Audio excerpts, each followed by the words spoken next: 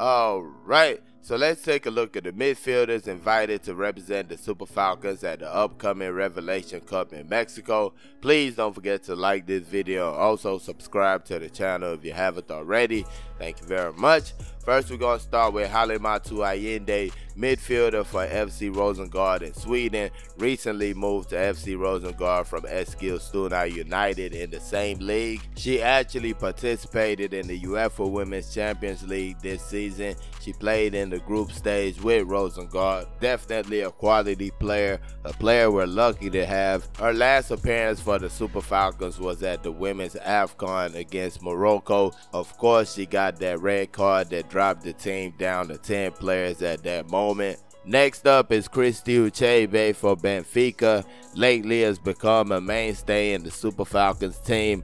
Actually missed the first game of the Women's AFCON, and from then she played all the way till the end. With her club, she participated in the UEFA Women's Champions League group stage. They did bounce out at the group stage, but she had some good performances for Benfica in those matches. Next up is recent Levante Las Planas signing Ngozi Okobi-Okeoghene.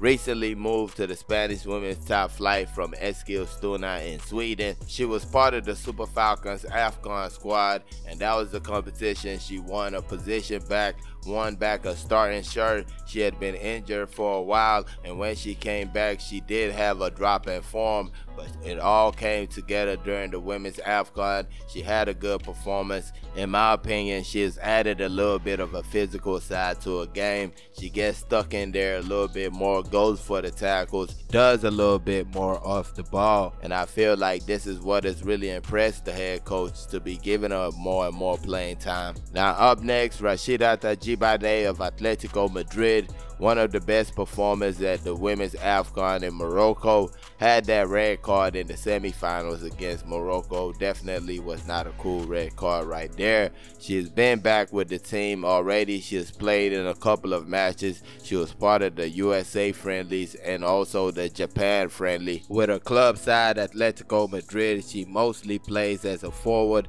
She had the one match with the 4 goals scored earlier in the season, but lately her form kind of has dried off, and she has actually come off the bench in the last few matches. Up next is Toni Payne of Sevilla in the Spanish women's top flight. Actually has played in 3 different positions for the Super Falcons. She has played in attack, midfield, and defense.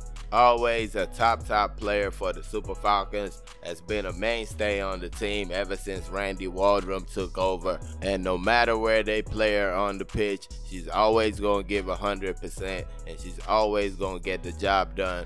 So she's definitely a big player for the Super Falcons. Now the next midfielder on the list is Jennifer Echegini. She plays for Florida State University in the USA. Made a debut for the Super Falcons against Canada in the doubleheader that we had, the doubleheader friendlies that we had in Canada. She also played against the USA in the most recent friendly match that was played. She had a wonderful season playing college football in the US, scored a bunch of goals, created a bunch of assists, and her team also was one of the best teams all season.